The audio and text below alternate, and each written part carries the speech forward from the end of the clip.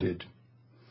And so, before us as Americans lie real choices, but it presumes a strategy. Those choices must include listening. We have much to learn from these changes that are afoot, much to learn from the new actors, including the Muslim Brothers. We have much to find out about what solutions the region will identify for itself. We have to be careful about the ways we intrude.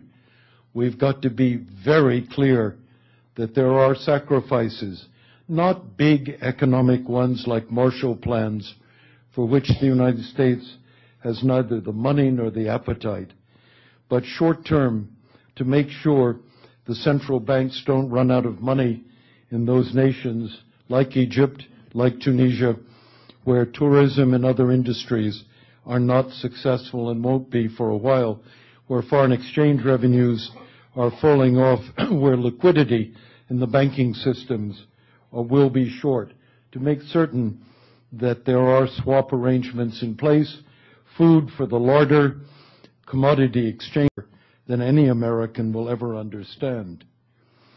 I believe, as I look at the challenge in front of us, that the United States must, on this occasion, be re-involved. We must, if we don't want to draw unnecessary fire to ourselves and cut ourselves off from dialogue for the future leaders who are emerging in the region. We've got to be involved, ready to take initiatives. Participate in this panel with such distinguished experts, particularly our guest, Ambassador Frank Wisner. I mentioned this more than once. Ambassador Wisner was my role model when I served as Israeli envoy in Cairo. At that time, I knew very little about diplomacy, and what I learned was influenced to a great extent by observing the brilliant performance of Ambassador Wisner as ambassador of the United States. I believe he has been the most influential American ambassador in Cairo ever. And my gratitude to you, Frank, for what I learned from you. The Arab Spring has changed the Middle East in many ways, and conventional wisdom has it that the region will never be the same again. Yet so far, in my opinion, in none of the affected countries has a revolution occurred.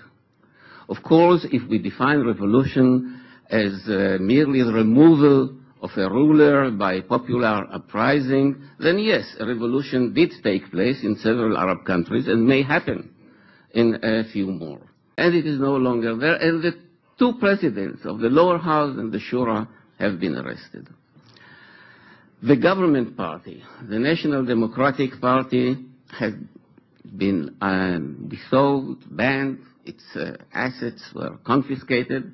And this is quite a significant change because the institution of government party has been quite central in the political life of Egypt for more than half a century.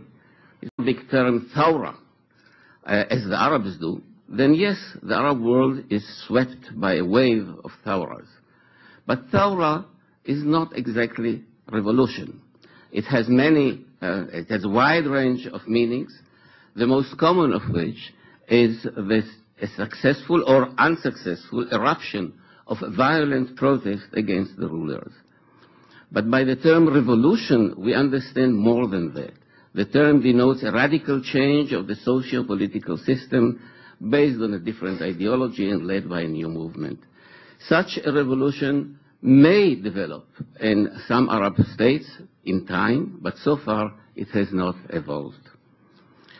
For the time being, two types of political processes are taking place in the Arab world. First, there are attempts to bring down autocratic rulers, Libya, Syria, Sudan. And second, there are attempts to focus on reforming the system, And here Egypt and Jordan are the notable examples. In Egypt, reform is the issue because the president has already been removed. And in Jordan, because the removal of the monarch is not really an issue. So I should